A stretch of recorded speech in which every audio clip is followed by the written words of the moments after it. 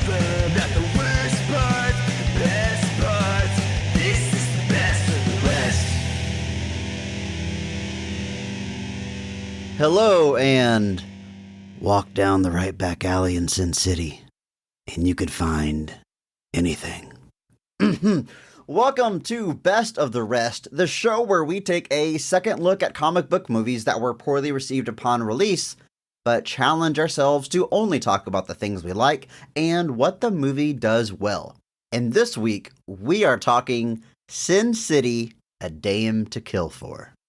My name is Chris Logan, and I am joined, as always, by that red bastard, Andrew Williams. Are you ready for this one, Andrew? I am very ready to go into this movie with my eyes open or not come out at all. I should clarify, Andrew is not a commie. He just has red hair. Yes. For anybody that was curious on that pun there. But Sin City. I'm excited to jump into this one, Andrew. Yeah. We did The Spirit way back in like episode 6 a long time ago. And ever since then, I've been like, man, I need to revisit Sin City. And it's taken a while, but here we are. We have an excuse to go back and watch the movie, specifically the sequel. Andrew, what is your history with this movie specifically, though? Sin City 2, Sin City, A Dame to Kill For. Did you see this one in theaters? I did. I had a friend's birthday, and he gathered up all of his comrades and me. And was like, hey, we're going to go watch Sin City 2. And I was like, all right, sure. I even remember the theater we saw it at. We saw it at the Edwards at West Oaks Mall. Nice. Did you go have like a pizza party afterwards at Pizza Hut? That sounds...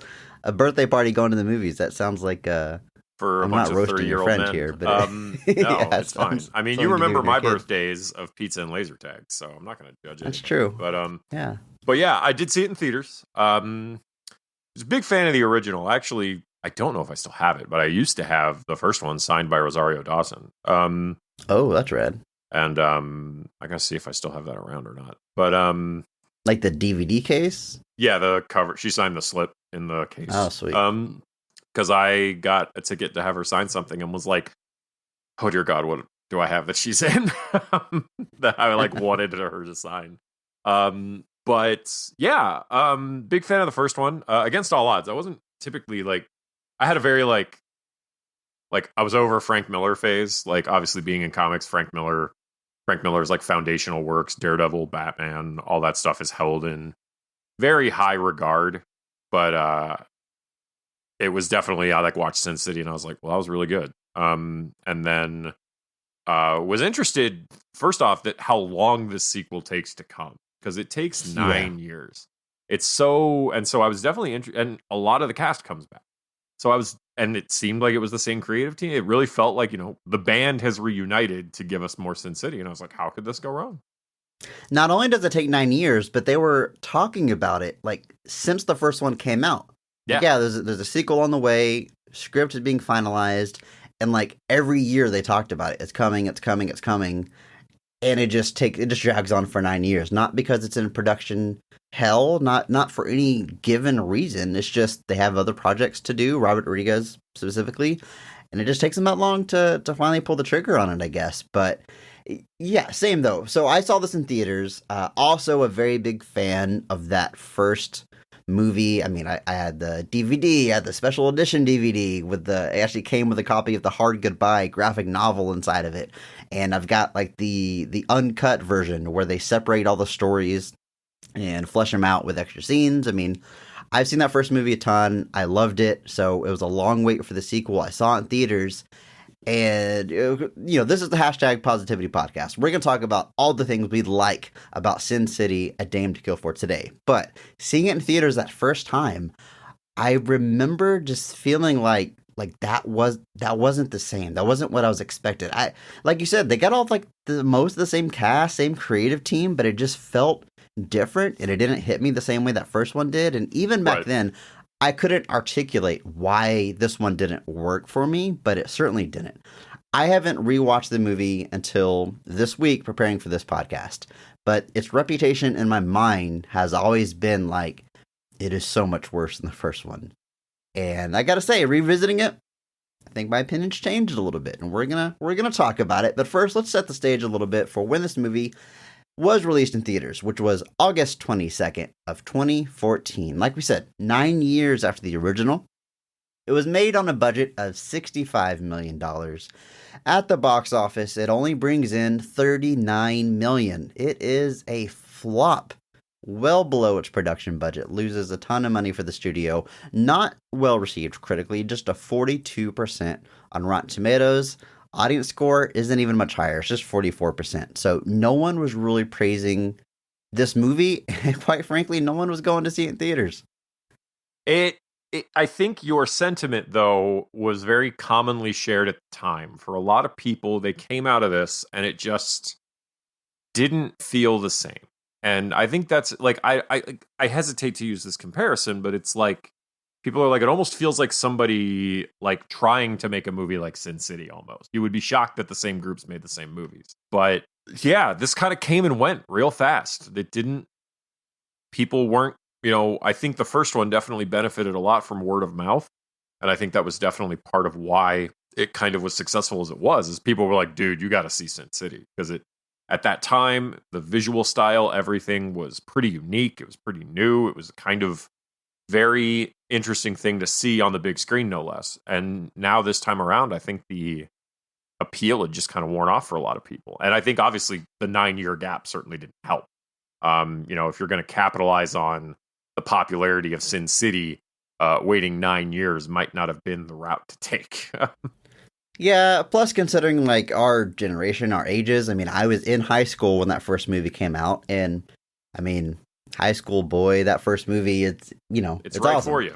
Yeah. Yeah, and so even 9 years later, you're kind of into the adult world, maybe you've grown a little bit, and revisiting that tone, that style, even though there's plenty of imagery in this movie that are still aimed at the young boy in all of us, it maybe it just hit you different because we were in different places in life. I really don't know, but I think it's beneficial to rewatch the movie now, separated from all the hype, the anticipation. How does it stack up to the first one? You can kind of see it a little bit more on its own merits, and I think it benefits from that. The studio was certainly expecting a huge hit. That first movie was made for just $40 million, and it made $160 million at the box office. So that's a huge return for a low-budget, R-rated movie. And so they pumped up the budget a little bit for this one, still not extravagant, just $65 million. I'm sure they expected $200 million plus, but it just didn't happen. No, it didn't. Again, we talked about this. The same creative team comes back. The movie, of course, is written by Frank Miller, and he's adapting his own books. This movie actually has a few original stories that weren't a book first. They were written for this movie, but it's all coming from the same man, just like that first time around. Officially, it's directed by Robert Rodriguez and Frank Miller. Robert Rodriguez, being the cool guy that he is, made sure that Frank Miller was credited as an actual director of the film. As we've talked about way back in our Spirit episode, though, you've got to imagine it's Robert Rodriguez doing the directorial work, setting up shots and getting the performances from his characters, and Frank Miller probably is more of like a consultant, making sure they're getting the tone and characters right. Because we saw what Frank Miller does when he doesn't have a director beside him. But at any rate, according to Robert Rodriguez, he was actually kicked out of the Directors Guild for that choice, for naming Frank Miller as a director, because he didn't qualify by their standards, and so he would rather leave that guild to give Frank Miller credit, which I think is a pretty cool move on his part. That is a pretty cool move. It is interesting to note that this movie does have a credited screenwriter in Frank Miller, whereas the first one doesn't. I always thought that was interesting about the first movie, in that there is no credited screenwriter. It basically is just full on, we are adapting the works of Frank Miller. That was very much how it was approached and how it was presented, which I'm surprised you didn't run into issues with the Writers Guild for that one, to genuinely have a movie with no credited writer. And then with this one, I guess by the nature of the fact that you've got sequences that don't exist in a comic, you have to credit that somehow. So I'm guessing that's why we've got a writing credit here, but not on the first one. But yeah, I mean, Robert Rodriguez really went to bat for Frank Miller on both of these movies. I mean, you could argue the only reason Miller really kind of got back into the film industry at all after his early jaunts with RoboCop 2 and such was because of Robert Rodriguez. And so he was doing his part to make sure that he got credited for his part. So definitely a pretty baller move.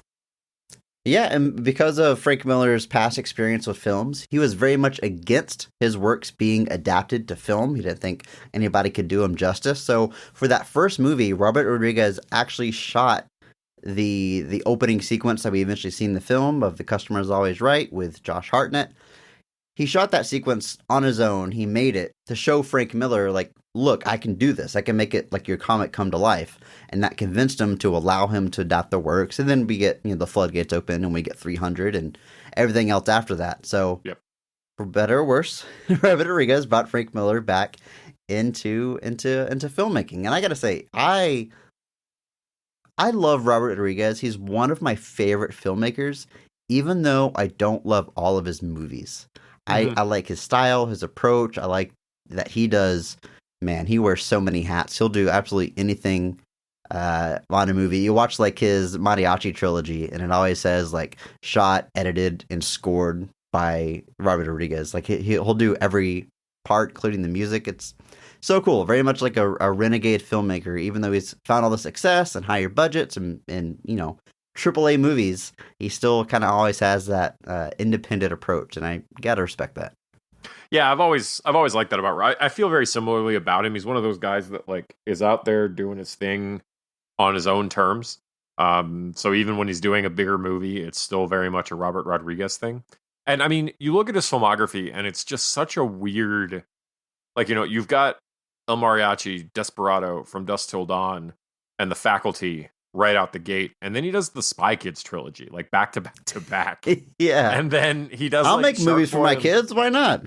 And then, like right after he does Spy Kids 3, he does Once Upon a Time in Mexico the same year, and then does Shark Boy and Lava Girl and Sin City in the same year. So it's like this very strange. Like, I mean, he's like I said, he does kind of whatever he wants and on whatever terms he wants. And I know recently he's jumped into some of the Star Wars stuff, working with Jon Favreau on things like Boba Fett and the Mandalorian. So I mean, he's definitely still out there doing his thing, and it's kind of like you said, it's kind of cool just to have somebody out there that is kind of doing it on his own terms like that. Well, let's talk about this movie that he did back in 2014, Sin City: A Dame to Kill For.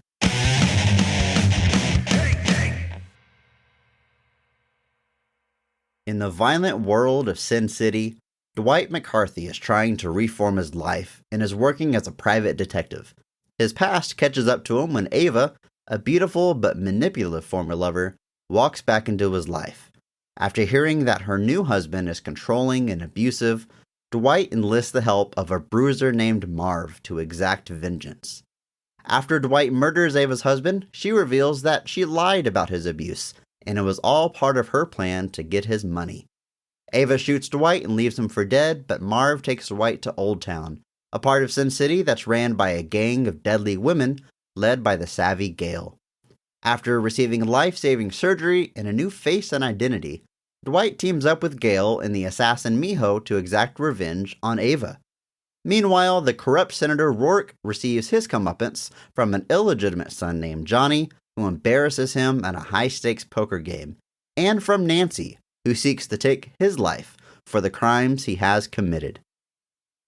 That's a lot going on. A lot going on here in Sin City. Yeah, a lot of characters, a lot of stories. There's entire plot lines I don't even touch on in that synopsis, but I can't just recite the entire movie. There's a lot packed into this, and we're going to get into it. But of course, we're going to start with the cast of the movie, specifically the high point, the best casting and best performance of the film. Every week we recognize one person who's gone above and beyond the quality of their performance, that they raise the quality of the entire movie, or at least the quality of the role that they were given. We recognize that person by giving them the Mark Strong Award. Andrew, kick us off. Who gets your Mark Strong Award for Sin City: A Dame to Kill For? I just want... This is a very difficult decision for me. Because Chris, I love my villains. I love my bad guys. And this movie has like a bunch of scenery chewing villains who are making they're all bad guys. The good guys are bad guys. Well, even that aside, like the genuine antagonists of like every story are just tons of performances where everyone is chewing the scenery and everyone is making the most of it. But I have to make a choice. The Mark Strong Award deserves a singular focus. It cannot be split by a single person, at least. Not without compromising the integrity of the award, and we're not deep enough in to do that yet. But so I have to give it to our titular Dame to Kill for, Ava Green as Ava Lord. Titular Dame, indeed. Yes, see what I did there. Very good. All right, she is. I thought you were going with a different villain, but yeah, she is, I guess, really the main villain, at least of the main story here. So, yes. All right, Andrew, give me 2 reasons why she's your Mark Strong Award winner.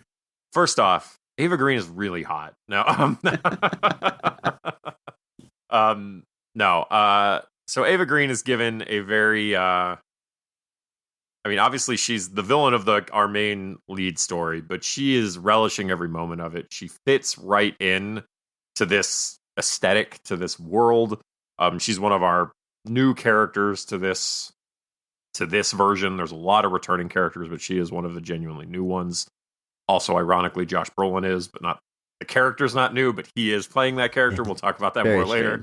But yeah, she's just every turn. She's so manipulative. She's so deceptive.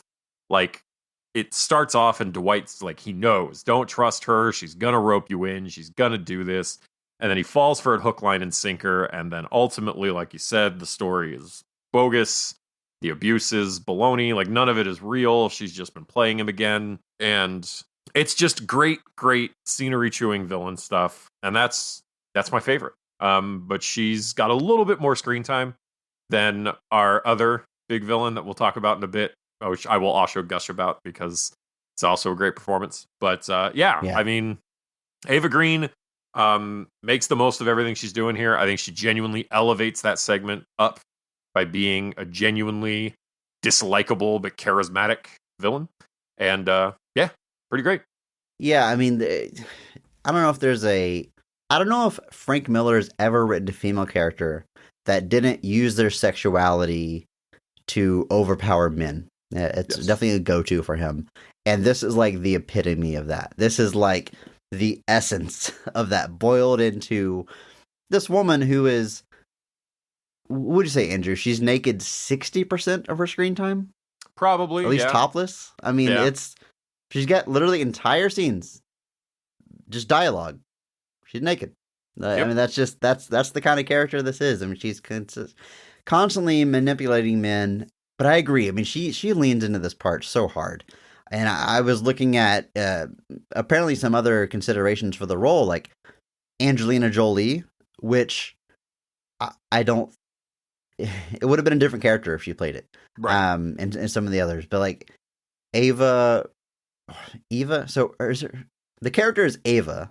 Yes. Do you say, is it Ava Green? Do you pronounce it the same way? They're spelled slightly different. Give or take, yeah. Eva? I usually say Ava Green. She leans into it hard, like in every aspect, and you got to commend her for it. It's an excellent choice for a Mark Strong Award winner.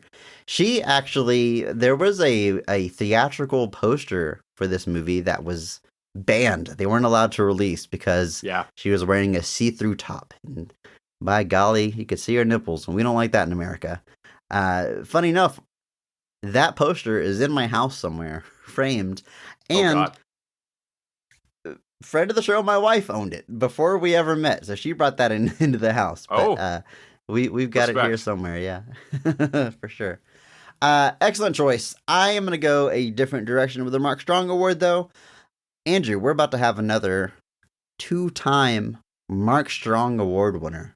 Oh, joining the elite class of 2-time winners. I'm giving it to Josh Brolin as Dwight, the hero of that main story, the main protagonist, going against your Mark Strong Award winner, Ava Green. And I think he does a great job. Every male actor in either Sin City movie is doing a different shade of the exact same thing. Yeah. They all talk in the griveled noir voice, and there's always voiceover narrating what they're doing, and it's always that same tone. But I think Josh Brolin might do it better than any of them. I mean, kind of like we talked about back on Jonah Hex, where he picked up his other Mark Strong award. He's so perfect for very specific roles. He's great in westerns. He's great as just this no nonsense, straightforward. He can say so much without saying a word or saying very little, and that works so well here. Now, as you alluded to, he's playing a character called Dwight. This character was played by Clive Owen in the previous movie, but this is not a recast per se. The story of Dwight is that at some point he has facial reconstructive surgery. They mention it in the first movie, but we never see it. We just see him afterwards. And the way these two movies work, this is a sequel and a prequel. All the stories take place out of order, so some events are before, some events are after. But we see his pre-surgery face, which is Josh Brolin. And there's one point where Eva calls him Dwight, and I'm like, Dwight. And I'm remembering, like, oh yeah, this is Clive Owen's character. And I remembered the plot that he changes his face at some point. Mm-hmm. And so he gets brutally, messed up at some point whenever Eva Green's character shoots him. And I'm like, oh yeah, he's getting facial reconstructive surgery. It's coming. He's going to be Clive Owen. That's so cool. And then you see him like with all these bandages on for a few scenes. And I'm like, okay, this is going to be awesome. A whole new character. And then finally you see him without the bandages, and it's still Josh Brolin, but he just has a Clive Owen wig. And I was so wish, just bring Clive Owen back. Why don't they just bring him back? I had heard they were going to. Like, I heard that was what was going to happen, is like after he does the reconstructive surgery, they were just going to like when at the end of the movie, when the specialist shows up, it was just going to be Clive Owen, and that was going to be the finger point, the Leo point of up. He switched. He's the other Dwight now. But like genuinely, like they just do like some minor prosthetics and a wig, and you're like, is he supposed to be Clive Owen now? Because like what the heck is going on? It's a little silly, but it's far from the silliest thing in these movies. These are pretty ridiculous and absurd movies, so it doesn't take me out of it or anything, but it is very funny to see Josh Brolin playing this hard-nosed character with this goofy-ass sixth grader part down the middle wig. It's just so distracting. Yeah, but he does a great job. He's dialed in. He's believable in every scene. He, like I said, he pulls off the noir stuff better than any of the other actors in either movie. So for that reason alone, I think he is got to be my Mark Strong Award winner. Great pick. Josh Brolin is another guy who's like just leaning into this. Josh Brolin's comic book cred's gotta be stacking up now. That's three different major companies now. He just needs to get Image in there. Marvel, DC, and Dark Horse now. But he's doing a great job here. He's, like I said, he's relishing everything he's doing here. He's trying to ride that line through a lot of this of just like trying to keep all his demons in check. Like at the beginning when he's busting the Ray Liotta's character, whose name escapes me. Joey. How could you forget Joey? I don't know, man. I look at him and I just saw Ray Liotta. Even from that, like he's like, I know I shouldn't interfere in this, but she's gonna die if I don't. So he like reluctantly takes on that hero role, and you buy it all. Like you buy that this is a guy who's just trying to keep his head down, and the world just isn't letting him. And it's a great performance. Mickey Rourke reprises the character of Marv. And we didn't officially have an episode on the first Sin City because it was, by all accounts, well received. But if we did, Mickey Rourke would absolutely get my Mark Strong Award for the first movie. And I'd be hard pressed to find someone who disagrees with that. I mean, Sin City was like, between that and The Wrestler, it was like the resurrection of Mickey Rourke. Like he just came back for this whole new wave of his career that quickly burnt out. Probably because mostly his own actions. Like, it's funny to look at that first movie, which was like the relaunch of Mickey Rourke. And then by 2014, it's like, oh, wow, Mickey Rourke's in a movie again. Like, he's already like faded, which is sad. It is, yeah. But he does a great job as Marv. I mean, you can't imagine anyone else as his character. He makes the prosthetics work. Like, on other characters, they're distracting. Like, I know they don't look like that. But he really knows how to like act through them, make him part of the character. And he's like a violent, dumb oaf, but so likable at the same time, which is a pretty hard line to walk. But I love Marv. The reason he's not my Mark Strong Award winner in this movie is because he's more of a minor character. He hops in and out of all the stories, but the focus isn't really on him. But like I said, that first movie, all about Marv. I was still happy to see him back. Yeah, he's. I mean, I don't mean this as like a backhanded compliment, but he's Marv. He's just back in the Marv. Yeah, back in the Marv suit for another movie. And it's interesting because he plays. Like you said, it's all like secondary. He doesn't like the only lead story he kind of has here is Just Another Saturday Night, which is pretty short in the grand scheme of things. It's like sub 10 minutes, and it's our first story. And I can see why you would have used that as like, okay, we're back in Sin City. Here's Marv. Here's the guy you remember. Here he is doing the things you remember him doing.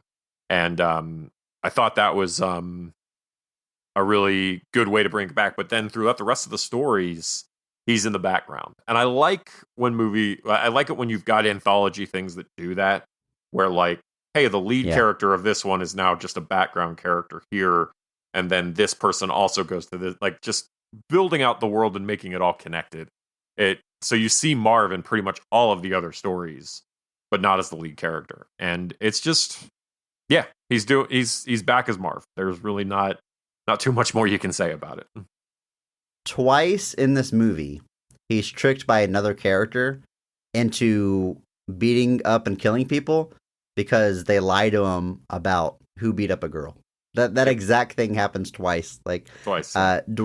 Dwight tells him about Ava's abusive husband, which turns out to not be true, but that's all he needs to hear to go and help him take some people out. And then Nancy, in the last story of the movie, does the same thing. Says, "Oh yeah, Rourke beat me up," and he goes after Rourke. It's very funny. To Brolin's credit, he didn't know he was lying to him at the time. But still, that's true. Yes. To Josh Brolin's credit, he didn't know he was lying. Yeah. If you had a dime for every time that happened in this movie, you'd have 2 dimes, which is still weird that it happened twice. Speaking of Nancy, back from the first movie, played by Jessica Alba, and she's Nancy. She's fantastic. I will say in that first movie, obviously she's more of the main focus and the main story. So we get to see a bunch of different shades of her. We get to see her vulnerable, get to see her proud, get to see her kind of broken down. In this movie, she's in much more of a darker place. That's her character's story. So kind of more focused in on that specifically. But regardless, it's just like seeing Marv again. It's nice to see Nancy again. And she does her cowgirl stripper thing. And she's Nancy. She's back. She's awesome. And what is there to say? Yeah, this is a little bit of the confusing thing I could see about this movie too, is that Just a Saturday Night could take place pretty much any time because there's no real qualifiers for what part of the story it has to take place in. And just before Marv gets killed. Yeah, just before Marv dies. Yeah. The Long Bad Night is also similar in that it only has to take place before Senator Rourke dies. A Dame to Kill For has to take place before the entirety of the first movie, just because of the nature of what the story is. And then Nancy's Last Dance has to take place well after the first movie. So we've got a lot of jumping around here that I definitely think could be a little strange for somebody not paying attention. But in that last segment, which is Nancy's Last Dance, that's the other of the new segments for this. It's this, and well, we haven't talked about the other one yet, but this is one of them. She's basically still depressed over Hartigan's death 4 years afterwards. So she wants her revenge on Senator Rourke. And you, like I said, you see the depression, you see the anguish, you see the unstable nature of what she's become. And she does a good job with it. It's like I said, she's back as Nancy. She's doing the cowgirl thing, but gets a chance to dig into something a little meatier as well. Since you brought it up, Hartigan, returning from the first movie, again played by Bruce Willis. A reduced role in terms of screen time, but still significant enough, still multiple scenes. Mostly, I mean, his character is dead, so mostly he's in the mind of other characters, mainly Nancy. She will see him sort of looking over her, giving her advice. Sometimes it's a figment of her imagination, but sometimes it seems to be actually Hartigan from the afterlife. I mean, he's got some voiceover that says, "No one really guessed what hell was. It's watching the people you love in pain. So it implies that he really is there looking over her, and even kind of comes into play at the finale of the movie, distracting Rourke to give her the upper hand, and she can ultimately take him out. But I gotta say, I really like Bruce Willis in this role, and last time we talked about Bruce Willis on this podcast, we jokingly talked about his place in the pantheon of 80s and 90s action movies, and we ranked him maybe a little lower than other people would. But I gotta say, since that time, we've had the very sad news that he has had to retire from acting due to a mental condition and a brain disease, which is very sad, very tragic. All the best to Bruce Willis. But looking at the late stage of his career, it's become clear now with that news that all these straight to video movies and stuff he was doing, we know why he did that, why he did movies that required 1 or 2 days on set. But there's also a period before that of late stage Bruce Willis, and where exactly this line is, we don't know, and I don't want to speculate, but he had a reputation for phoning it in on movies. There's some movies that people would point to that he was maybe difficult on set, or like the performance didn't really come through, and it kind of seemed like he was calling it in. So I gotta say, the Sin City movies kind of come in that era of Bruce Willis, but I feel like he absolutely shows up for both of them. I love him as Hartigan. He's gruff, and he's got the noir like everybody else, but he's got this vulnerable side and this caring side and this paternal side with Nancy, which is a little weird because it also turns a little bit romantic, but we don't need to get into all that. But I think he plays the character of Hartigan with such emotion. Again, just like I said about Josh Brolin, says a lot without saying anything, with just looks on his face. One of my favorite Bruce Willis performances, the character Hartigan, so I was happy to see him back here. No, I agree. Hartigan is a very interesting character to me because Frank Miller has said that the initial inspiration for That Yellow Bastard, the writing of that story, was the disappointment he had over the 5th Dirty Harry movie and how not good it was. So it's interesting to me is that Hartigan, at least at the offset, was intended to be a cipher for Clint Eastwood in Dirty Harry, or his character Dirty Harry.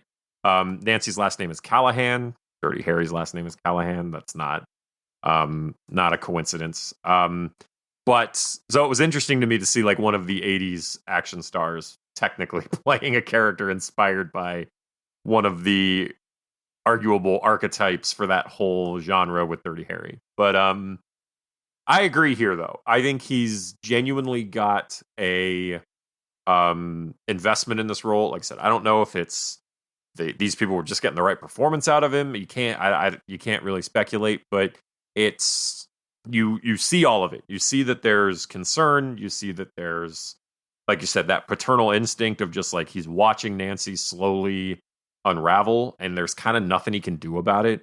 So you see that kind of anguish. You see all of that, and I think, like you said, I think it comes through really well. Especially the first. I do really like him in the first one too. He's got a lot more to do there, but he doesn't skimp out here. Weird seeing him with hair again, but he makes it work. Yeah.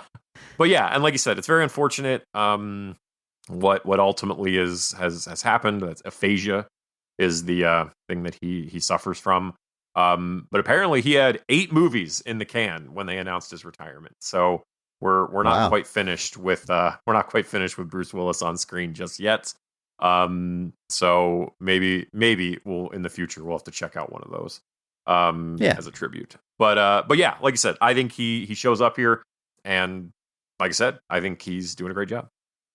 Man, this is a stacked cast. We have a lot of names still to get through. Like Joseph Gordon-Levitt plays the character of Johnny. He is the man that embarrasses his father Rourke in the poker game that I talked about there in the synopsis. So he has the night on the town. He seems to be extremely lucky.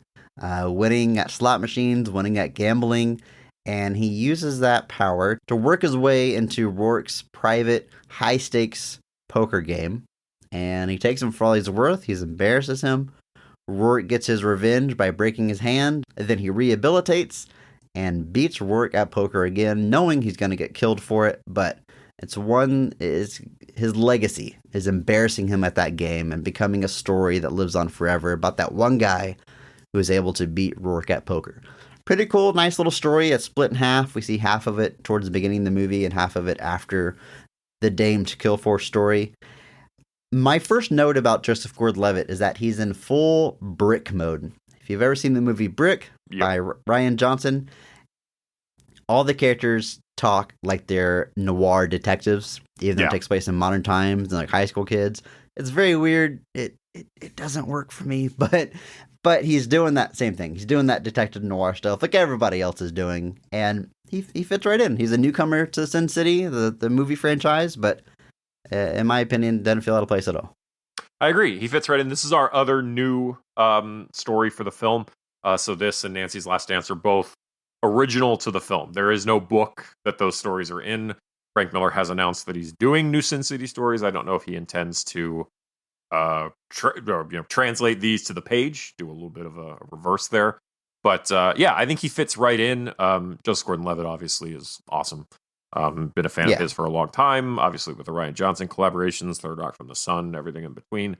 But he fits right into this. I really like his story. It's pretty simple. You find out the twist halfway through that he is one of Senator Rourke's bastard children, basically. Rourke even says, he's like, the minute you walked in, I knew. And so it's a good old-fashioned revenge story. And it's just...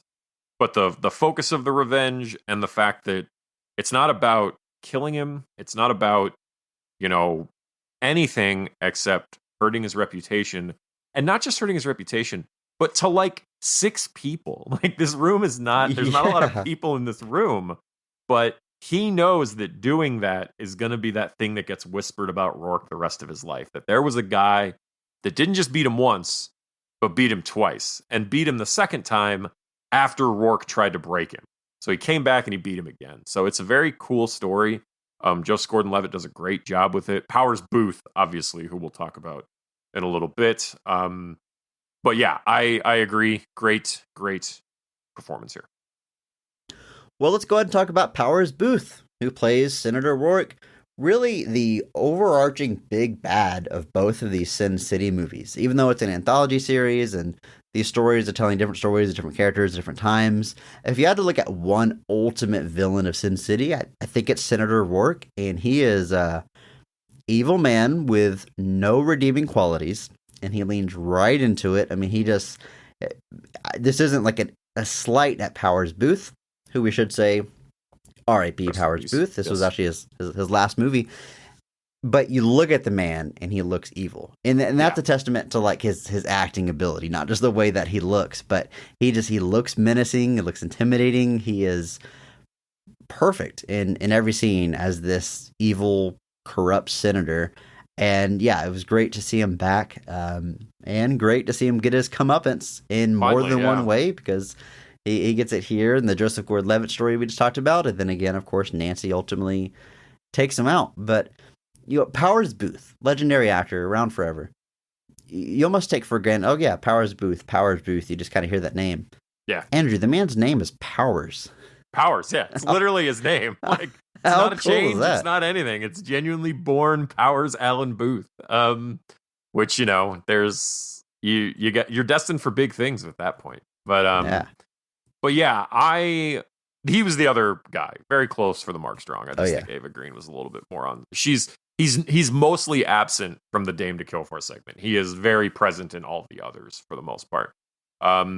But I think he does a great job as the villain here. He is chewing every single piece of the scenery around him. He is vile. He's diabolic. He's egotistical. He's narcissistic. Like, he is every single negative quality of a person wrapped up into one thing, and he's so good at it. He does a great job. Like I said, this was his last film. He did have some television appearances that came after this on Agents of S.H.I.E.L.D., of all things, where he reprised his role from Avengers, where he's one of the World Security Council. So also a man with his own comic book cred.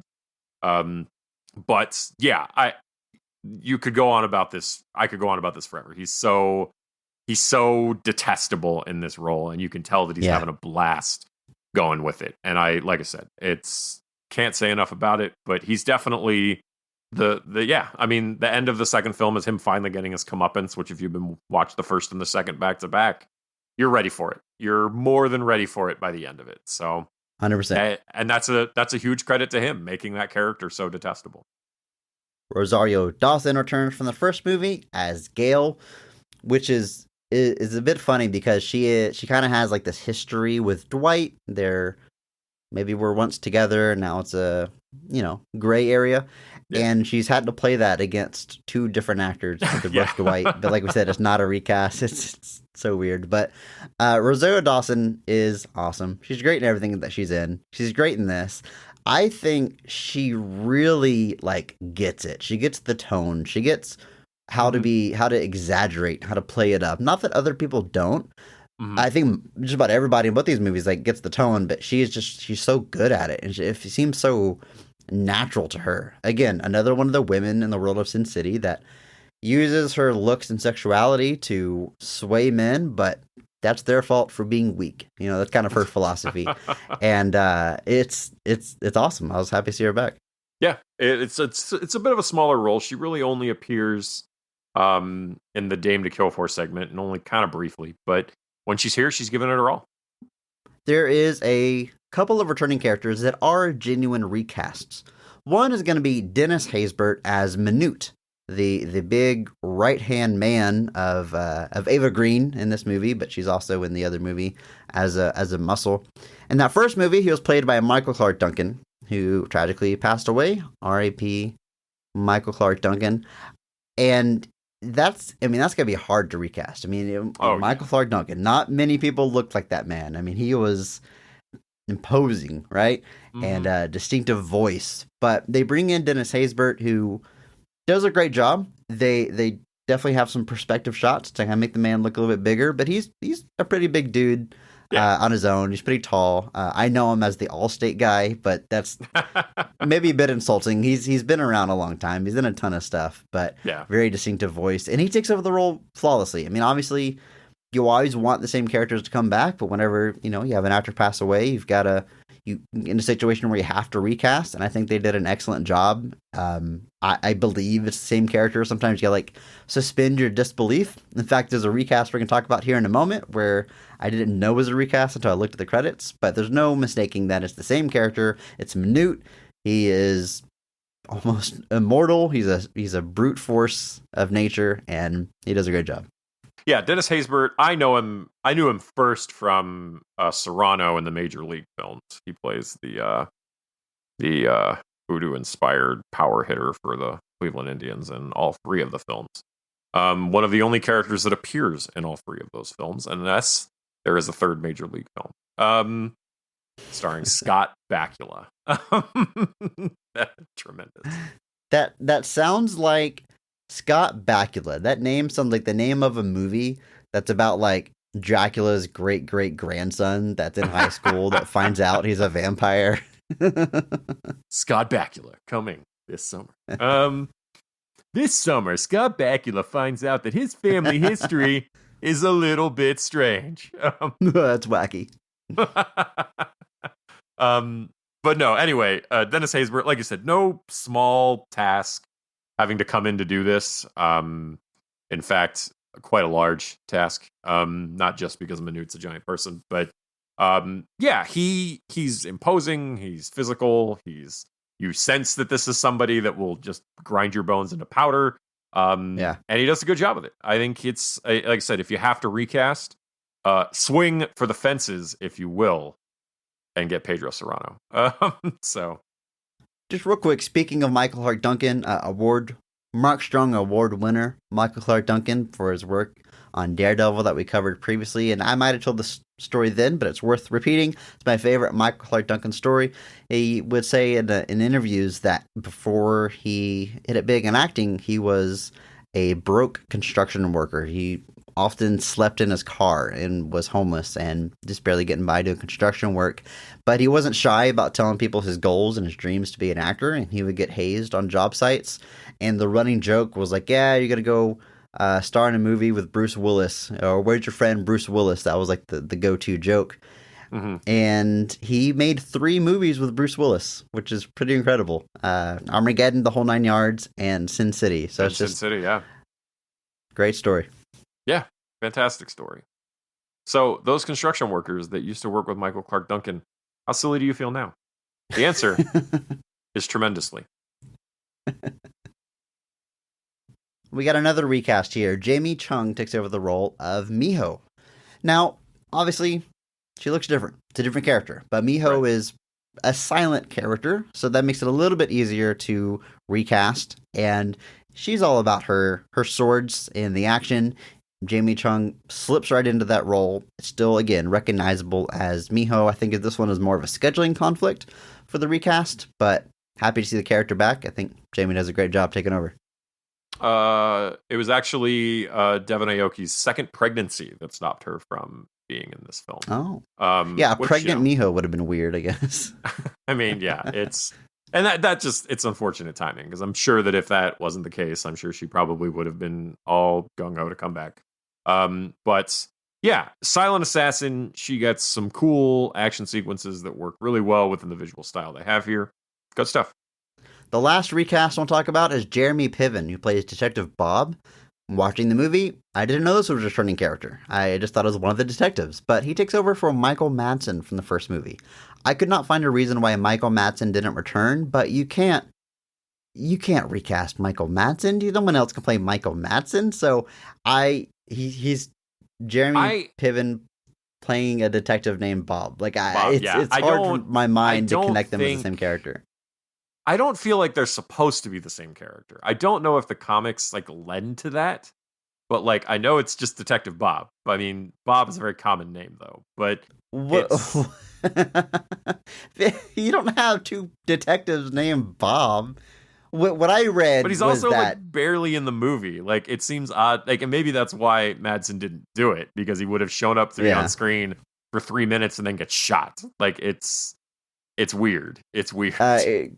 Christopher Maloney's character, named Detective Mort, was described as Detective Bob's new partner, which is why I assumed as a returning character. But maybe you can headcanon it as the same character as a new character. It really makes no difference.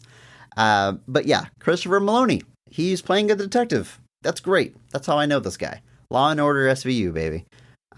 Detective Stabler. So it's awesome to see him as a detective again. A bit different detective, but I love everything Christopher Maloney's in. And talk about range, right? I mean, comedic chops off the charts, but also can be a noir detective. It's awesome. Apparently, Mort's another recast. He was apparently in the first one briefly. Oh, okay. But yeah, it's because in the original book of Sin City, Mort actually plays a role there, and I wasn't sure if I knew Maloney hadn't done it, but yeah, it's and according to they insist it's a recast. That's so. If you can't get Michael Madsen, the fact that you went with Jeremy Piven just seems like such a strange was no other brick shit houses with dark hair available to play Detective Bob. An ashtray for a vocal box. Yeah, you could have gotten almost anybody at that point. But I mean, okay. All right. We're almost through the cast. What are we, an hour into this episode? We're almost there. There's 3 more I want to talk about, and there's plenty more we could talk about. But at this point, we're looking at really bit roles, literally one-scene characters. So we got 3 one-scene characters that I think are significant enough that we should talk about. First off, we got Ray Liotta as the character Joey that we talked about earlier. Literally one scene. Dwight is working as a private detective, and he is taking pictures of this man cheating on his wife. He was hired by his wife's lawyer to stake him out. And it looks like things are going to go south. He's about to kill this woman. Dwight breaks in and stops him. But it's Ray Liotta being Ray Liotta. And that's not, I hope it's not an insult, but I mean, this man knows. It's not, I don't think you can call it typecast whenever you lean into it, right? Ever since Goodfellas, he's been the shady mobster type guy, sometimes a little bit on the good side, sometimes a little bit on the bad side, but he's Ray Liotta. He's got these distinctive cheeks that he has, these distinctive yells. He always loses his temper at some point. You get, it's like greatest hits of Ray Liotta, all in like one scene here. 4 minutes. But yeah. Christopher Lloyd is in this movie as Dr. Kronig. Again, one scene, but memorable. Joseph Gordon-Levitt's character gets his hand broken and shot in the leg by Senator Rourke. I mean, when I say gets his hand broken, every single finger is bent the wrong direction. It's pretty grotesque. Yeah. So he goes to this back alley doctor who just, I love his line. He's like, how much money you got? $40. $40 you got? $40 is how much you get. And like the quality of his work is dependent on how much he can pay him. So, no sedatives, no nothing. I love the little scene where he's like, he like injects himself with something before the surgery, and then he holds up his hand. He's like, look, steady as a rock. And they are shaking like an old man. Pulls the bullet out, uses popsicle sticks to set his fingers. It's great. It's an awesome role. A bit different for Christopher Lloyd if you're used to like the Back to the Future or some of his optimistic good guy type roles, but he does it well. I liked it. Yeah, it's good. He's just a seedy doctor who's clearly lost his license because he's an addict. He puts the rubber thing around his arm and injects himself. I think it's pretty clear what he's doing there.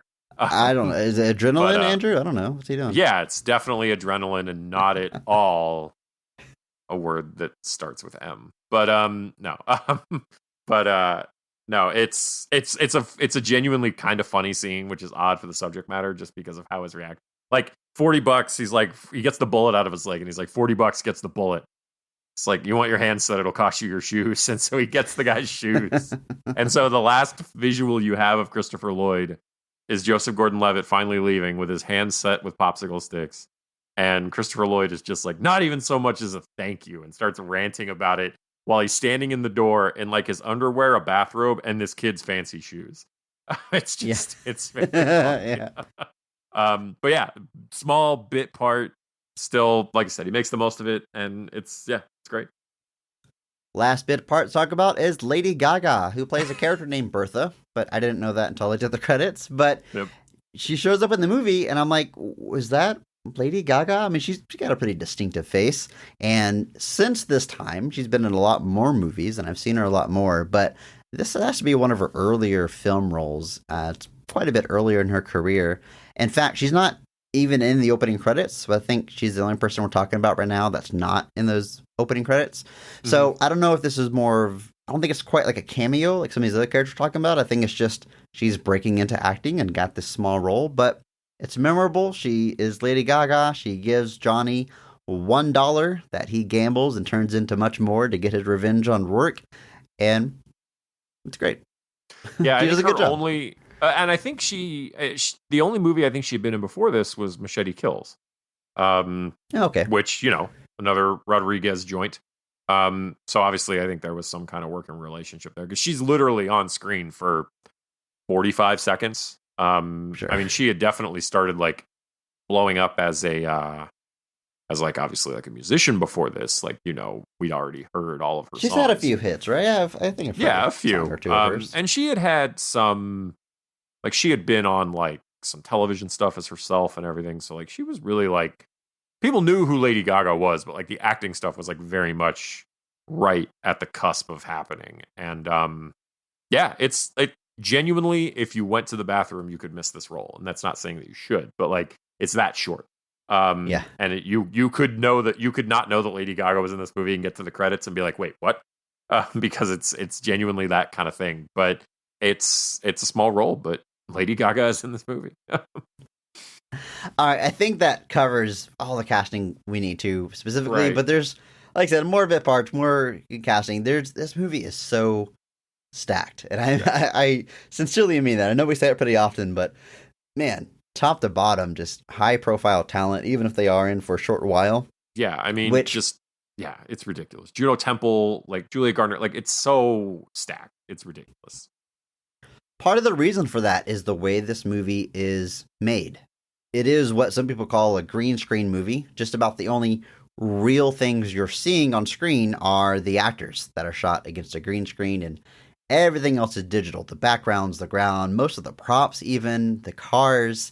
It is a virtual world. And the reason that's significant is because you can shoot people's parts completely separate. They can have a dialogue scene together, but you shoot this person when they're available, you shoot this other person when they're available, and then you just put it together in post because everything is virtual.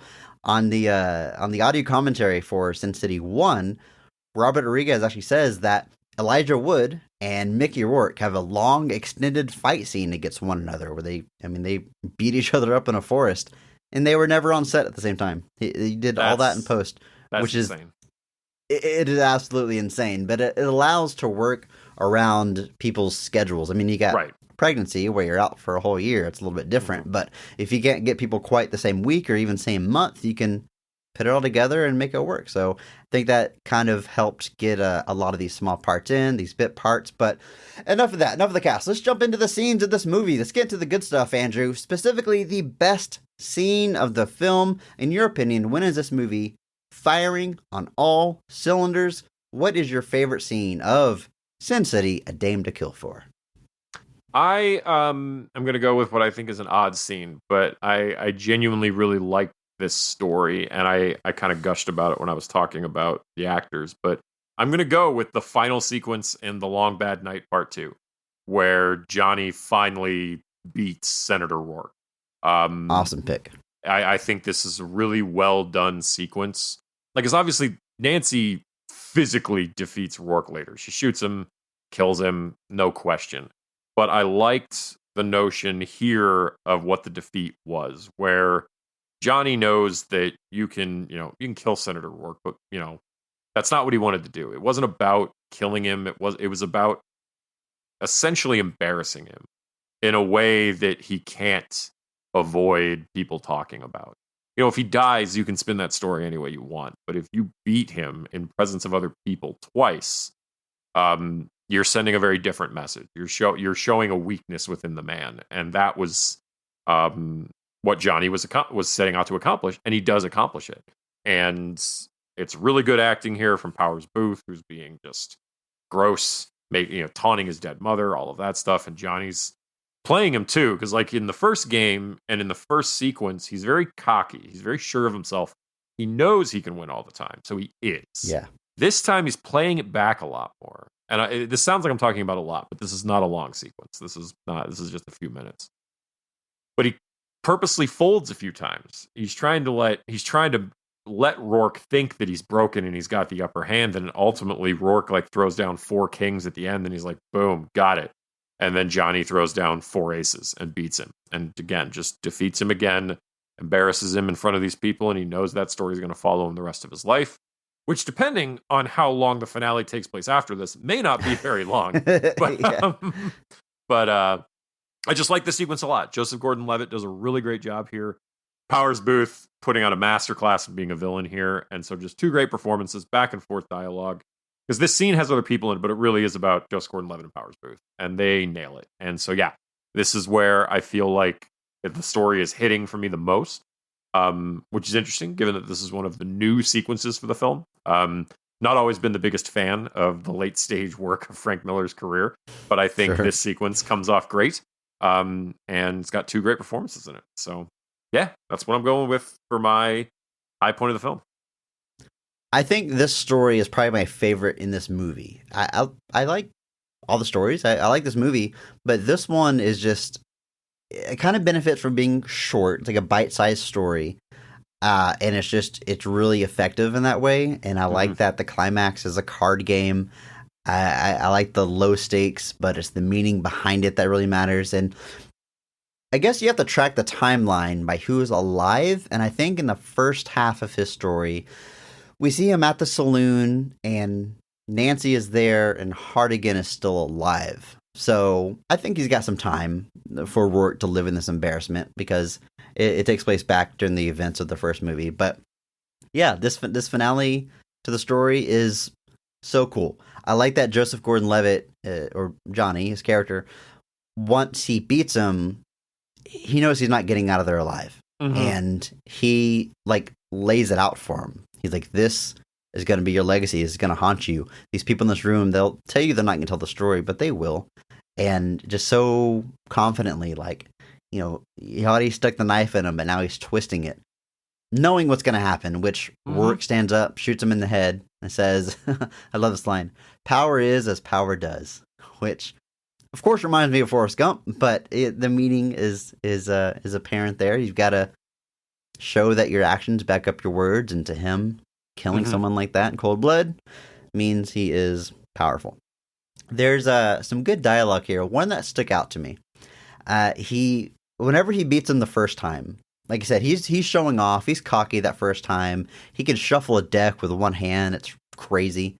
And he breaks that hand, his playing hand, as Rourke calls it.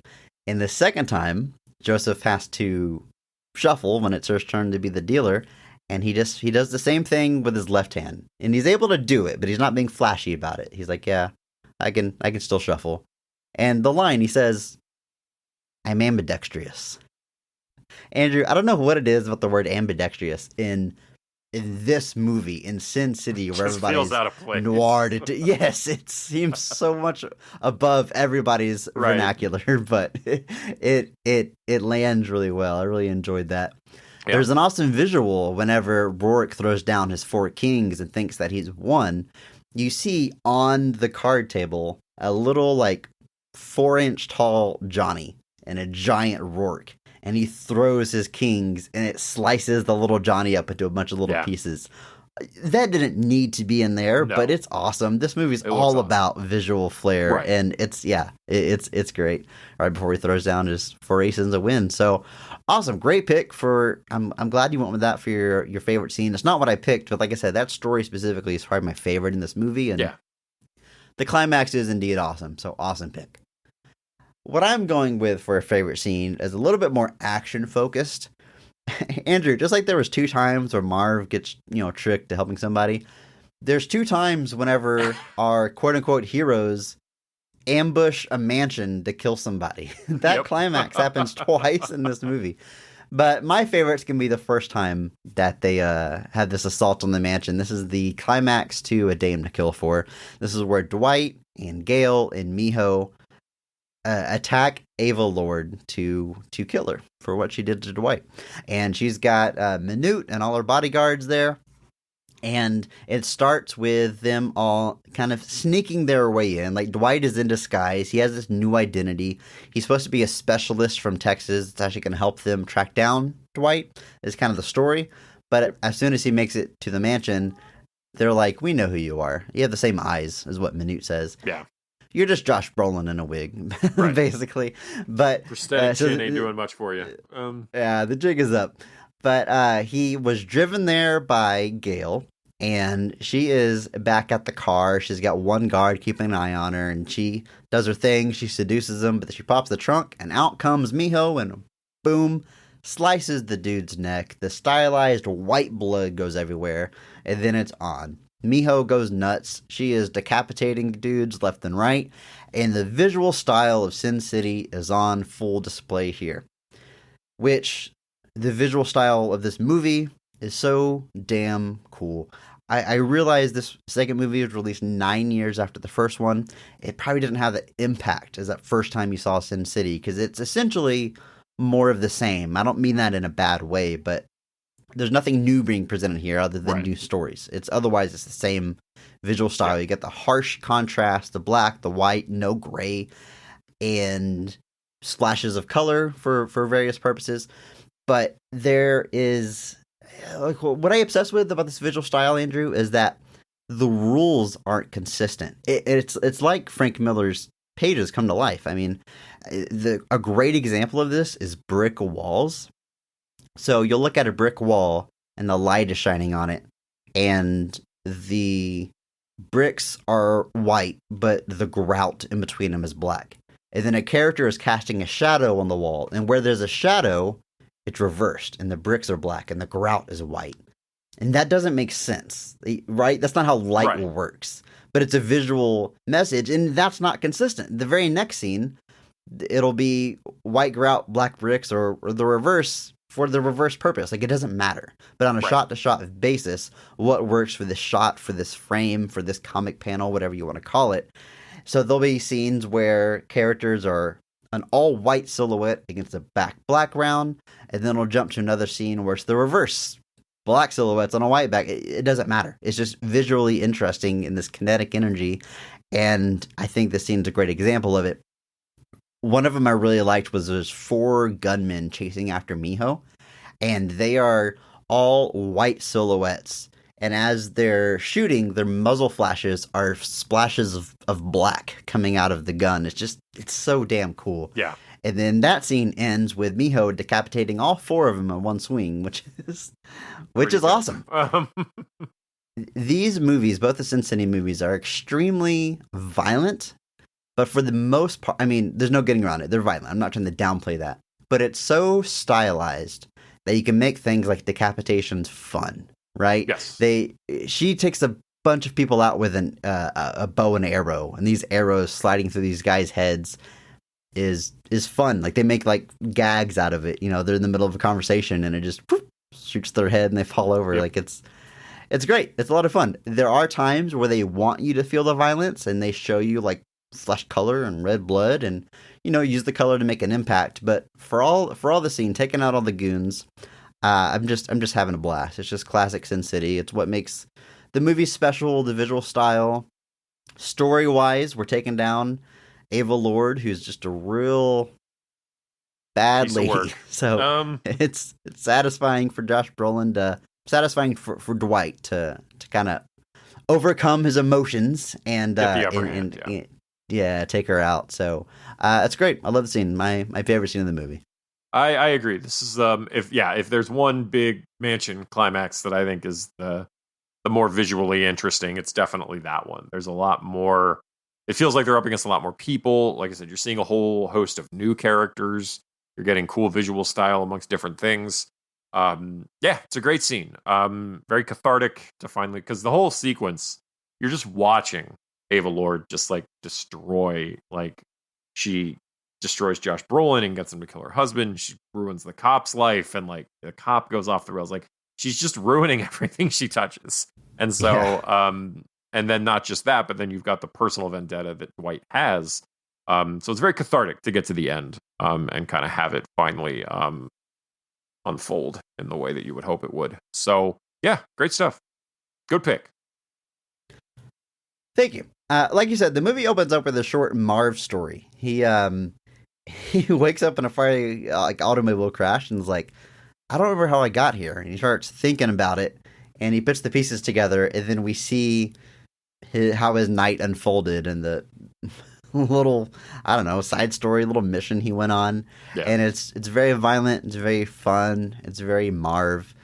I really like when it cuts back to him, like after he recalls it, and he's got these little police cars driving in circles around his head, like stars that go around a Looney Tunes character. Again, just the fun visual style of these movies. It's great. It's great to see Marv back. Like you said, good way to open up the movie. Here's the guy you remember. Here's the guy you love. Yeah, and this is basically your one kind of uninterrupted sequence of Marv kind of in the front. It's a really good sequence. You get to see Marv being Marv, doing Marv things. You get an reintroduction into things like the projects, Old Town, things like that. It's a really good, strong opening sequence. Goes right into the opening credits, which are super rad. It's like dynamic pictures from the page, from the comic. So you'll see an illustration from the book. Like, you'll see Marv from the book, but it says Mickey Rourke. And it does that for all the characters. It puts a picture of their character from the comic, puts the actor's name on it. Because this movie, I mean, if you're someone who talks about comic accuracy, if that's important to you for a film adaptation, there's never been a more literal adaptation of a story than the Sin City movies, and there probably never will be.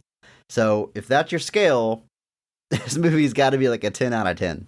Yeah. I mean, the first movie, I think, has the same kind of credits, where it's characters presented with the actors' names. Because I started watching that after I finished this one. I just threw that one on, and only got about 20 minutes in before I had to go do something. But yeah, it's a cool way to do it. Like I said, to be fair to that first movie, that's exactly what Rodriguez was trying to do. He was literally just trying to take the comic and make it live action, basically. And there's and it's not like they're doing it like Hulk or something like that. This is literally, we're trying to take the visual style of the panels and recreate it as a film.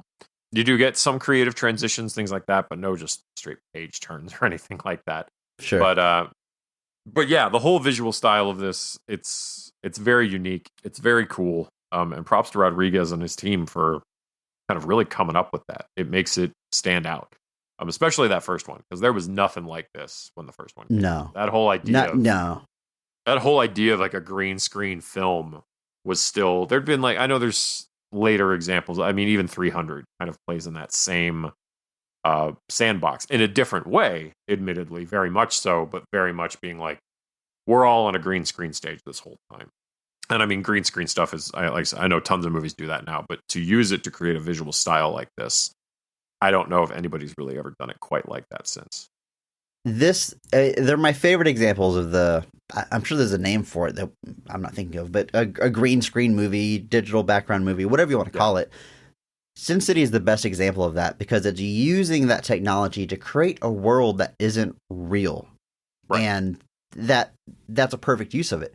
Whenever movies try to make real looking sets or realistic sets or things that we would recognize in real life in a digital background, it's a different thing. I don't want to say it always fails, but you always have the question, why did you do this? Why didn't you just build sets? Why are you using this technology to do something you could do practically? I think one of the most notorious examples of this is the Star Wars prequel movies, which hashtag PP, but they just haven't aged well visually. They kind of hurt my eyes to watch at times because they're creating things. It's space, it's the planets. I know those aren't real, but they could be. We have examples on film of sets in Star Wars creating other worlds and map paintings, and I'm not going down that rabbit hole, but just thinking of other green screen movies that happened around Sin City or before it, the Star Wars prequels come to mind. And another one that I actually really enjoy is Sky Captain and the World of Tomorrow, which I think similarly creates a surreal world, a world that's not quite Earth or what, we know. It creates this 50s sci-fi universe that you could do practically, but they're going for a certain feel in that movie, and it works. I think it's an underrated movie, Sky Captain. I really enjoy it. But still, Sin City, both these movies are, I think, the best example of it. I mean, every single shot, it's stuff that you can't do any other way, and it's translating those pages so deliberately. There's a shot late in this movie where Nancy is depressed and she's curled up in the fetal position on her bed, and it's a top-down shot, and the walls of her apartment are like 30 feet high. Right? That makes no sense in a literal sense. You have to build a ridiculous set to do it, but doing it digitally, because you might have the very next scene where the walls are back to the normal 10 feet high, right? Like, it doesn't matter from a shot-to-shot basis. So, again, the best use I've ever seen of this green screen sets is bringing the world of Sin City to life. I agree. It's definitely, I think, the most unique use of it. Yeah, definitely taking that concept and using it to do something completely different. It's like you said, when you're using it to create a kind of quote-unquote real world, there's always going to be a kind of uncanny valley about it, where you're like, it's close, but I can still tell that we're not in a place. With this, you're not trying to be any place, so it can be really whatever you want it to be, so it works really well. There's so many, a lot of my notes are just like, that's a great shot, that's a cool shot. There's so much striking imagery. Right. During the first poker game between Johnny and Rourke, there's this awesome shot of Rourke where he's sitting at the head of the table. He's got his mounds, his stacks and stacks of chips in front of him, and they're laid out like a skyline to a city. And he's this big figure over on top of him. It's just chef's kiss. Beautiful awesome stuff. Visual compositions. There's another note I took. I'm just going to read you the note I took word for word. It says, Ava diving into the pool is beautiful. Now, yes, she's naked. She's a beautiful naked woman. We've talked about that. Yes. Beyond that, it's this big dramatic. She jumps off a diving board. She spins through the air. But there's this shot where she lays out and goes head first into the pool, and you see it's just an all black screen, and you see like her and her mirror image, her reflection, coming at each other, and then she enters the pool, and you see the splash. It's just insane. Again, you could only do it like with this visual style, but it's beautiful. It's shots like that I would see, and I'd ask myself, like, what was I thinking when I saw this in theaters and it didn't work for me, or was so different? Because we can get into like some comparisons of it later. Like maybe, I guess the first movie ultimately, I would say it's better, but I think it's more just because I like the stories more. Nothing really with the filmmaking. I think it's all here. I think you look for it. There's still beautiful shots. There's an awesome style. It's more of the same, and like I said earlier, I kind of mean that in a good way. You could put these movies together, and you wouldn't be able to tell where the first one ended and second one began. It could just run together, just a bunch of short stories, a super long double feature anthology, and it would be seamless. Other than the recast, but I think it's definitely coming from the same place as that first one. I think so, and I don't think anybody felt that the filmmaking was off. I think the general criticisms mostly were at the stories themselves, just not being as captivating as that first one. But yeah, for anybody that was thinking like they were out of steam or anything, no, I think Robert Rodriguez is still. I mean, he's still the cinematographer here. He's still the editor here. I think he had a lot of control there and was still definitely trying to make these shots as visually striking as possible. And in that regard, like you said, there's some great successes. Like I said, my favorite scene was the second time Dwight goes after Ava at her mansion, because the first time he goes to kill her husband, and after he does, he gets double-crossed by Ava. That first time he breaks in, he does it with the help of Marv. And Marv is about the only person to go toe-to-toe with Minute, and he pummels him. He beats the crap out of him. He rips his eyeball out. Minute, the character in the first movie, and he was played by Michael Clark Duncan, one of his eyeballs is a gold metal ball. When we see Minute at the beginning of this movie, he has both of his eyes. So we were waiting for this moment to come. And they show us Marv digs his finger in, he rips his eyeball out. He's holding the eyeball in his hand, and he says, "I haven't had my hand around one of these in days," implying that he does this on a regular basis. Yeah, all the time. But I love it because we see that. We see, okay, that's why Marv was here, to take on Minute. And then we see Dwight and his scene with Eva Green play out. And he gets shot, he falls through a window, and then Marv runs up to help him, and he's wearing Minute's cap and coat. Yeah. It doesn't like draw attention to it. It doesn't, nothing. It's just he fit on his clothes, and it's just probably my biggest laugh in the movie, just seeing Marv wearing that hat. So funny.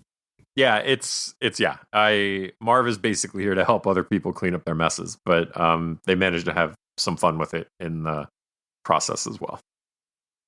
Andrew, as you know, whenever we do this podcast, I just assume you have the answers to everything. So let me ask you this question. Jesus Christ. The detectives are questioning Ava Green, Ava Lord, the character. Yes. And she's telling him a man named Dwight killed my husband. And it's someone that I knew. And the detectives say, "You knew him in what sense?" And she says, "Why, the biblical one." Which we know it means they've had sex. Yes. My question is why? Why is knowing someone in a biblical way, why does that mean sex, Andrew? I don't know.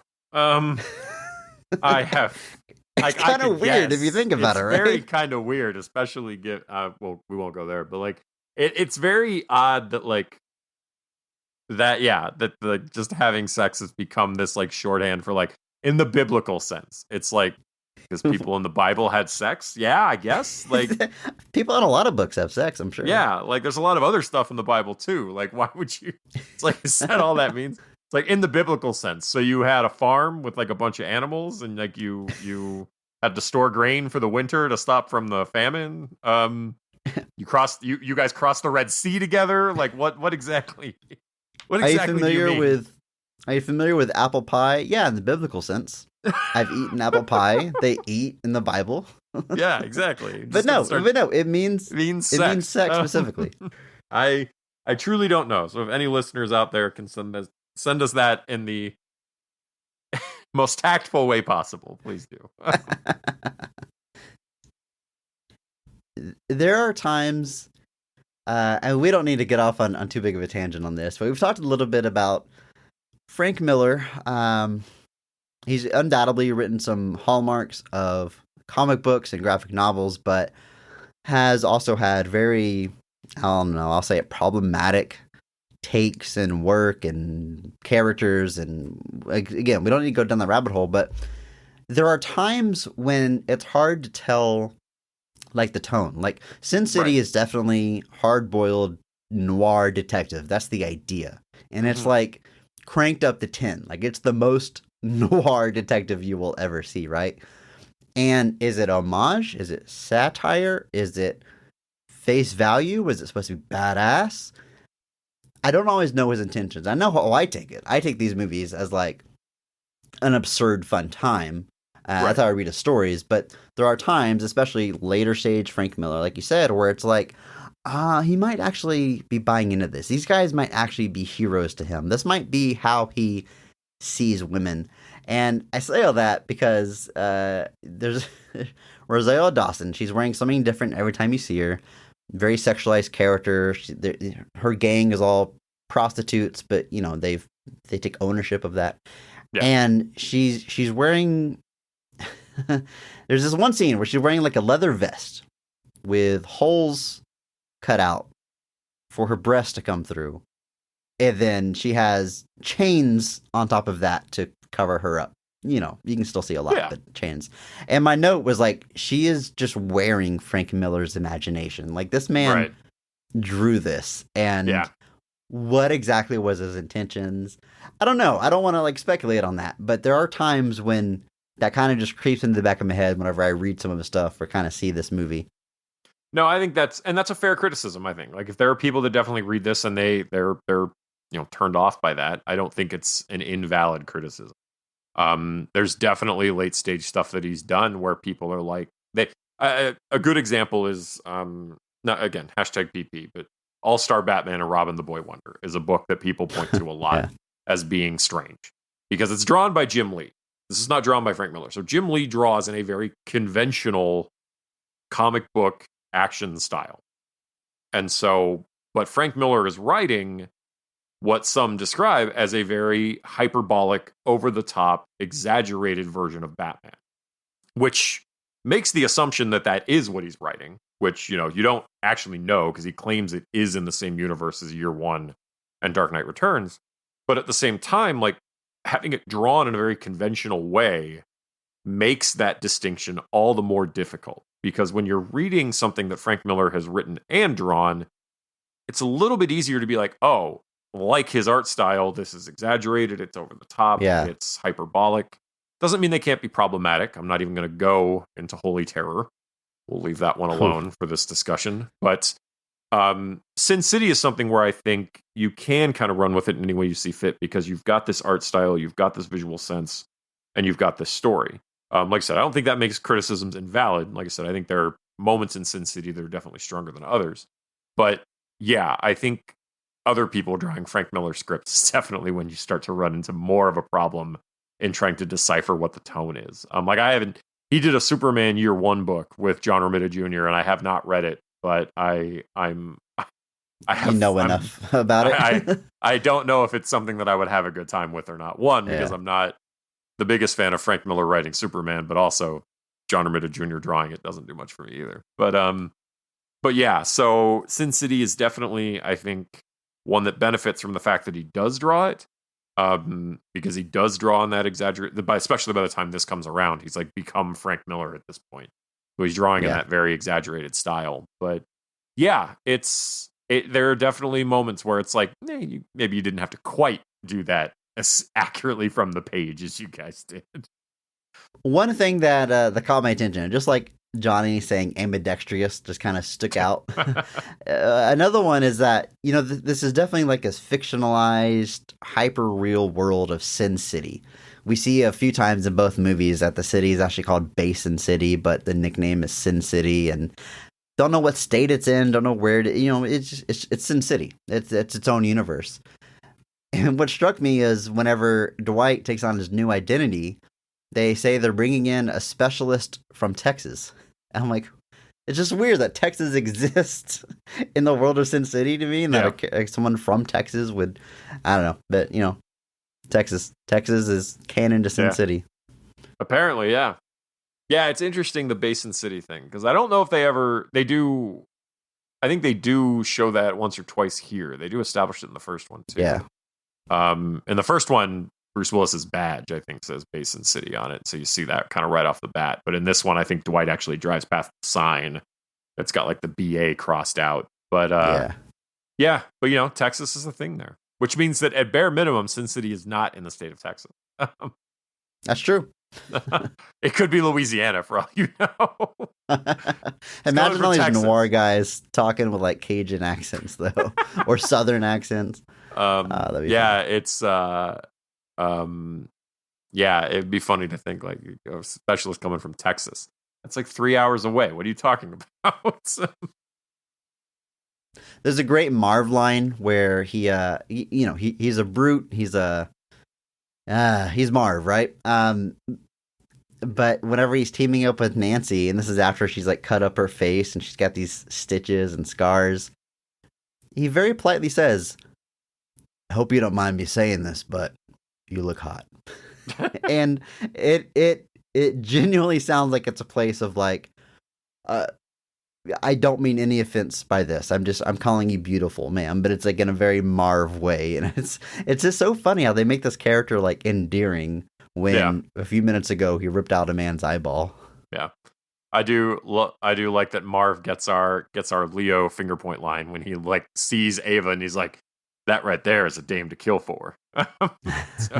He said it. He said it. He did. No, he said the thing. Or the other line where like him and Nancy like leave the bar and the three motorcycle guys drive up right after Marv has said, "We need supplies or equipment," or whatever he said. Yeah. And Nancy's like, "Looks like trouble," and Marv is like, "Looks like Christmas." Like just such strange dialogue, but like for Marv it all kind of works. Like none of it feels really out of place. But when you read it, you're just like, that's a weird thing for a person to say in any context. But yeah, Marv's dialogue, the line that I hear quoted from the first movie by myself and a lot of people I know is Marv saying, "And my mitts," because he's going after Elijah Wood's character and he's doing a checklist of his supplies, barbed wire, gasoline, and the last thing is my mitts, and it's just his hands like shaking on screen. Awesome. Yeah. Speaking of dialogue in these movies, though, like I've said, like this is noir detective, hard boiled, blah blah, whatever you want to call it, dialed up to 11.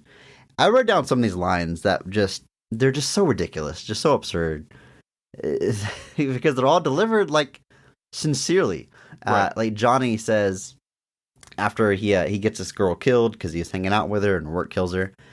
He says in his voiceover, I got cocky and I got Marcy dead. Damn it, Johnny. Hate yourself when you got the time." It's just so silly. Well, and then Dwight narrates every time he gets hurt, and he always uses a metaphor. Like he gets kicked in the crotch, and he says, "An atom bomb goes off between my legs." He gets hit in the jaw. "A freight train hits my jaw." He gets thrown out of a car, and the pavement rushed up to give me a big sloppy kiss. My question for you, Andrew, is what is the difference between parody and sincerity in this style of dialogue? There is none. This is like, how would you parody it? How would you parody it?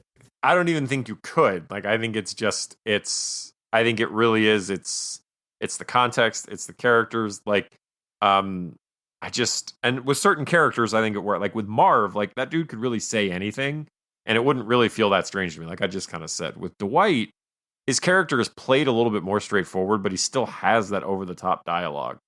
And maybe it's just because it's Josh Brolin's silky, gravelly noir voice, but somehow it still doesn't really feel out of place to me either.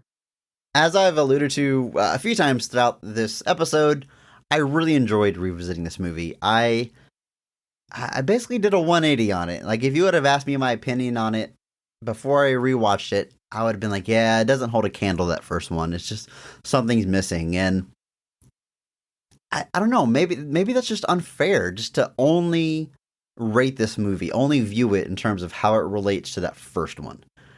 Because I do think the first one is better, but that doesn't mean this one's suddenly garbage or not worth your time. I think even if the stories just aren't as compelling overall, the visual style is just still so damn cool. Here. It's a lot of fun. Yeah, it's cut from the same cloth as that first one. I finished this movie and I was like, damn, like, we're not getting a part 3. Like, I would love to see more of this. This is so cool. And there's so many Sin City books and stories out there. And Frank Miller is also, obviously willing to write stuff exclusively for the movies. Like, it's there, but people didn't show up a second time. It kind of killed the movie franchise. There's talks of a possible TV show coming. Man, unless that's on like, a streaming service, a Showtime, I don't know how you translate it to TV, but we'll see if that pans out and how it looks. But yeah, I think this, I don't know, it deserves its place along with the first one. If you're at all a fan of that first movie, you're going to find stuff to like in the second one. You have to. Oh yeah, absolutely. I think there's definitely valid criticisms to be made that maybe the stories aren't as compelling, or some of the characters aren't quite as fleshed out as they were the first time. But like I said, between some great performances from a lot of people, some really good sequences, even if, the main sequence isn't quite your jam, I think the rest of the stuff here is actually really strong.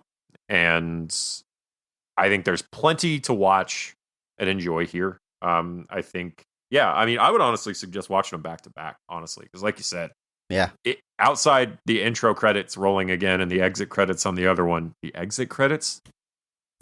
That's what they're called, Andrew. Exit credits. Yeah, the exit when credits. You're exiting the movie, get the exit credits.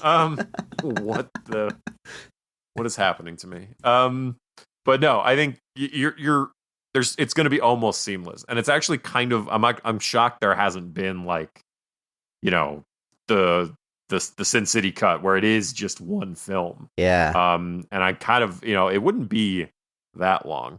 It would be shorter than Justice League, but I would be interested in seeing how you would potentially drive that all together into one timeline, or not one timeline, but just one sequence instead of two.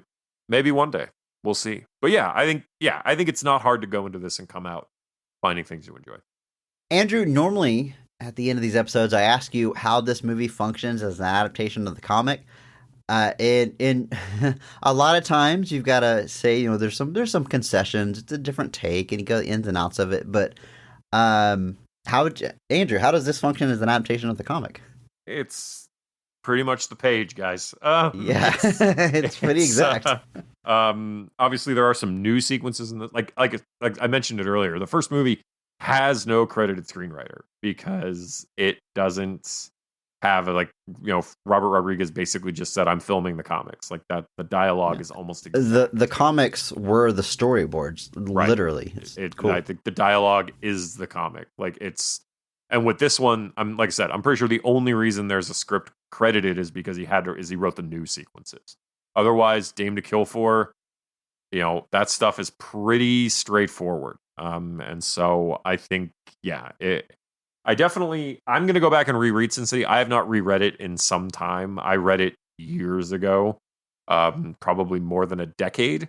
So I actually just mentioned to you before this that I just bought the 4th edition trade of the first volume, and I'm going to reread that. And if it sticks, I'm going to potentially go out and get the other ones. And then, like I said, Frank Miller says he's got more coming. So who knows? Who knows?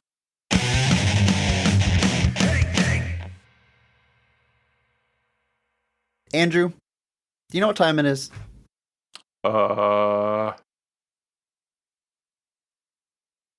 Time for me to get a watch? Come on. I'm better than that. I wouldn't dare. It's time for you to get a clock. This is horrible, Andrew. We are not. We don't have an improv podcast. What are we doing? Andrew, it's time. It's time for question of the week. That's what we do at the end of all of these episodes. Question of the week submitted by you. You can hop into our Discord. There's a channel there specifically for submitting these questions, just like this question from Mike Lynch. I think this is a very appropriate question for the episode that we just had. Mike asks, of all the filmmaking tricks you've learned about over the years, what's the one that still blows you away, either for its complexity or simplicity? Great question, Mike. I love this question because this might come as a shock to all of you, I really like filmmaking. I'm a really big fan of it. I love not just movies, but the art of making the movies and the history, and especially VFX, old and new. I'm kind of blown away by everything, and I'll get more specific answers. Yeah. I know that's a boring answer, but movies are so hard to make that any successful movie, any movie crossing the finish line, as evidenced by this podcast, I will find something that's going to blow me away or that I like. So I really like this question. But Andrew, anything specific kind of come to mind for things that blow you away? Filmmaking tricks or techniques? Well, this is one that's it may not be quite what the question's asking, but it's one that it's one that I like, and it's one that's more notable for the time. It is a movie called Rope by Alfred Hitchcock. Hell yeah. And this movie's claim to fame is that it is mostly shot to appear as a single shot. There are a few unmasked cuts throughout the film, but there is a lot of attempting to pan to something and kind of zoom in and then zoom back out to mask the cut. So that means that the movie's only like 80 minutes long, so that's only like an hour 20 with credits. But it's only got 10 cuts. Wait. Hour 20? Yeah, math checks out. Sorry, I had the check. 80 minutes is an hour 20. That's right. We just established this isn't an improv podcast, Chris. But there's only 10 cuts throughout the film, which means that there are just still significantly lengthy takes where there's no cuts, there's no shifts, there's no anything. So the camera is consistently either static looking on characters, it's moving, it's going back and forth. There's literally, at the time, a film canister was basically 10 minutes. That was your maximum take length at the time. So this one I think is a really good example of somebody thinking outside the box when the limitations were in place. So this is literally Hitchcock being like, I want to shoot this movie to create almost a continuous visual shot. What can I do with that? And so it's looking at, okay, well, I'm going to try to make the cuts flow into things that will try to hide that I've got to switch the film magazine. And so it ends up coming off a lot like a stage play because you've got these long takes where the characters are moving around the set. And the movie mostly takes place in a static location, which is pretty interesting. So this is definitely an older example. And obviously nowadays, if you wanted to shoot a movie that was an 80-minute take, that would be much easier. And you wouldn't have to mask the cuts because you wouldn't need to make any cuts. But this is one that I like a lot. It's definitely the first thing I thought of when asked the question was just, so this would have been, what year was this? It was 1948. So Jeez. that's the year my dad was born. He was not alive when this movie premiered in New York City. That's how old this movie is. He was alive when it premiered in the United States wide release. But that's definitely the one that came to mind for me. Just the idea of like in 1948 trying to be like, how do I make a movie look like a single shot? Like nobody was thinking of that at the time. Yeah. That was crazy outside the box for the time. And so I think that's the first thing that came to mind for me. You should submit to the IMDb trivia page for Rope This movie premiered before Andrew Williams' dad was born. I think people would be interested to learn that, Andrew. Sure. I think that's an awesome pick. For one, Rope is fantastic. It's one of my favorite Hitchcock movies. I only saw it because of you. You sent that movie to me maybe last year sometime. I saw it fairly recently, but I was immediately obsessed with it. When you think of like all-time great Hitchcock movies, there's the marquee ones. There's your Vertigo, Psycho, Birds, what have you. This is like in that class, in my opinion. I mean, I enjoy it. It's definitely not talked about like it is. It's exactly, yeah. It's not as well known as Rear Window, another one, but it's still him at the height of his powers for a lot of the reasons that he already mentioned, and it's interesting because Hitchcock, he was, he made silent films before he made talkies, and you're a bigger Hitchcock buff than I am. You probably know stuff I'm about to say, articulate it better than I can, but if I may, I know he expressed like hesitation for moving to talking films, and his fear was that movies would simply become recording someone saying lines, which is not interesting to watch, and silent movies forced you to be visually interesting. Of course, he found a way to make even the talkies visually interesting, and this is such a good example of that with the one take thing. And what I love about the one take thing is that it adds so much tension to that movie.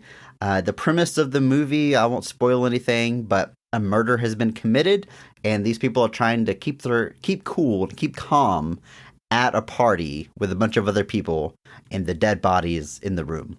Yeah. So there's just this immense amount of tension. Jimmy Stewart, one of the main guys in it. Jimmy Stewart is, if all you know Jimmy Stewart from is It's a Wonderful Life, or maybe like Mr. Smith Goes to Washington, I would highly recommend checking him out in the Hitchcock films. You get to see so much of his range, and just really like genuinely why he was such a big actor. There is so much 100%. That you don't see to him in some of his more like mainstream known roles than the Hitchcock stuff in this one. In this one, he's got a very subtle performance that I like a lot.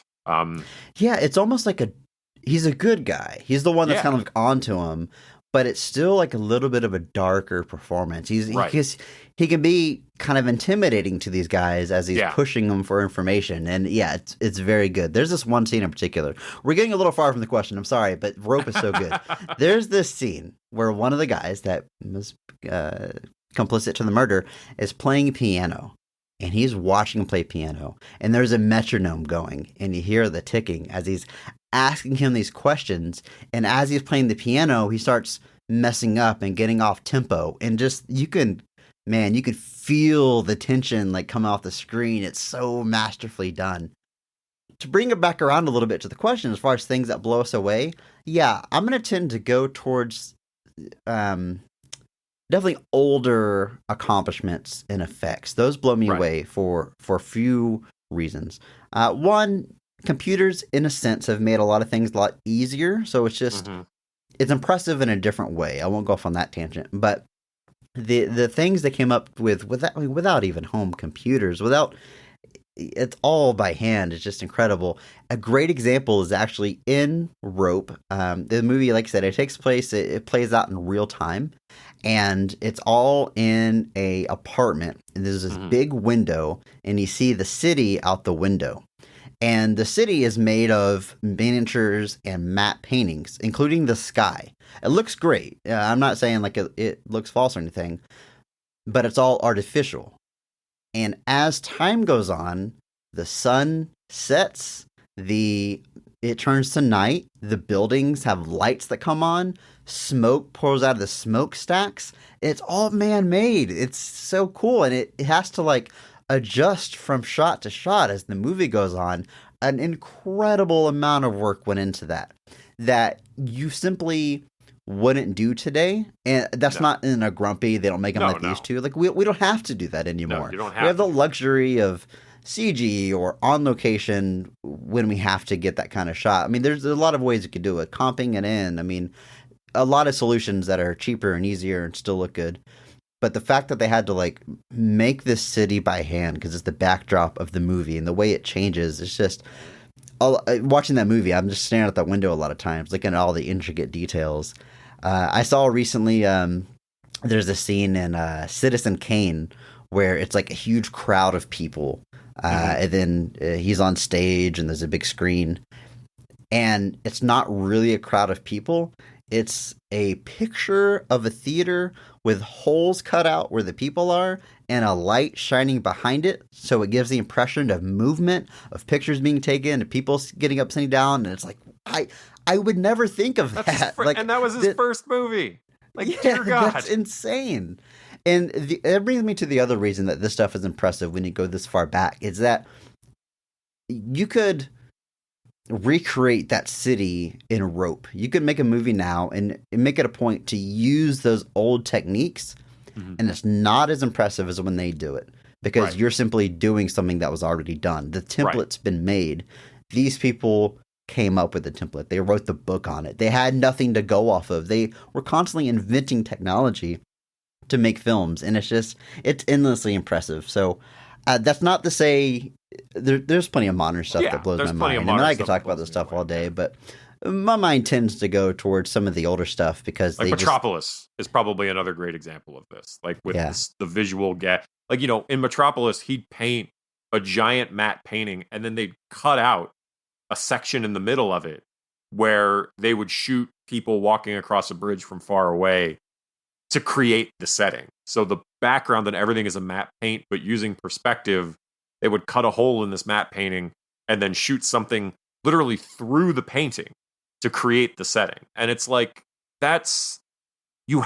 coming up with that just blows my mind. The idea that you could go through something and just be like, well, we need to create this. We obviously can't build the world physically. What do we do? The idea that, and, you know, matte paintings, they use them. In Star Wars, they use them all the time. But this Metropolis was the 20s. I mean, movies were still silent at the time. Like, it's insane to think about Fritz Lang just being there being like, well, we're going to get a painting. Or, you know, I'm sure the production design, the cinematographer, I'm sure those people all contributed to these things. I don't want to put them all at the feet of the directors, but like, those were things where it's like, you had to think out the box because there wasn't, there was nothing inside the box that was going to do it. So you had to think of something new to do it. And some of those techniques are just insane. And they often, especially the classics and the ones that hold up, they don't take shortcuts or they don't take the easy way out. So a scene that came to mind when you were talking about Metropolis and really gone back is there's a famous fight from the movie Jason and the Argonauts. And I had to look up when it came out. It was like 1963. And it is a fight against a group of skeleton warriors. Yes. And it's a sword fight. And the skeletons are made with stop motion, which I probably don't need to explain to you how time-consuming and difficult stop motion is. Yes. But the idea that you could have a stop motion figure fight a live action person on screen, again, they're inventing technology to make that happen. And the easy thing to do is to be like, they only touch swords. But they purposely do these shots that are extremely complicated, like skeletons passing in front of Jason and you see him through the ribs, or, you know, anytime they cross over each other, like you're doing some intense work with that film to make it all line up. Just the man hours is just, it's hard to even fathom how they do this. So all that Ray Harryhausen stuff from even late stage like Clash of the Titans or 20 Million Miles to Earth, all of it, just the painstaking, because you're stop motioning this, but still adding it to a live action setting. And that stuff is just, like you said, hundreds of man hours. And it's not to say that it doesn't take hundreds of man hours now, but that doesn't involve doing a stop motion animation of a figure that you then have to composite against a real person without computers. Like, you're literally having to find ways to interlay this stuff way before that was ever a thing. And it is endlessly impressive to me to see the ways that, and, you know, like, you even see stuff with this, like James Cameron with like Avatar, where he's like inventing new technologies because the stuff he wants not there. Same with like George Lucas with some of the stuff on Star Wars. It's like, nobody's doing that. Well, okay, I guess I'm going to have to find the people to do it. And so you still definitely have instances where the technology is leveraged in a new way. We mentioned it with Sin City. I mean, nobody was making movies using the green screen technology that looked like this. But just those early films where like special effects were like built. You can like see special effects develop over time in these films, and you find often in a lot of cases the film was figuring it out for themselves in a lot of cases, especially on those early ones. And then later you kind of start getting effects studios that are like, oh, well, we can do the stop motion stuff and we'll do it on your film. And that's like, Ray Harryhausen and guys like that definitely cut their teeth doing that sort of stuff. But it's needlessly impressive. And now, our spoiled ass, I've got a app on my phone that can erase a background so I can make a meme to share on social media. Like, it is really absurd what we can do now. We are spoiled. But thanks for the question, Mike. I hope I hope we answered it. The short answer is everything blows me away and impresses it. But if I want to go to what's most mind-blowing, I typically go back a few decades to when things were just a little bit harder, a little bit more impressive because of it. But thanks for the question. If you haven't already, jump into our Discord. What are you waiting for? Again, I'm running the numbers. I'm looking at how many people are downloading our show every week. It continues to grow. Thank you. Thank you so much for listening. Keep it going. Keep the party going. Click the link in the show notes. There's an invitation to our Discord. If you've never used Discord before, don't be scared. Don't fear it. Yeah. Use that technology. Use that phone that has made us all lazy and does all the work for us. Use it for some good. Use it to talk to fellow nerds about nerdy stuff. And again, submit those questions. We'll read it on a future episode. And in the meantime, just remember that maybe not every movie is great. But all movies have greatness. Thank you to Mark Benavides for singing our theme song. Follow him on Instagram at NotThatMarkAnthony. Thanks to Mitch of Depressed to Impress for the music. Check him out on YouTube and twitch.tv. If you enjoyed this episode, please share it with a friend. It is the only way that we grow.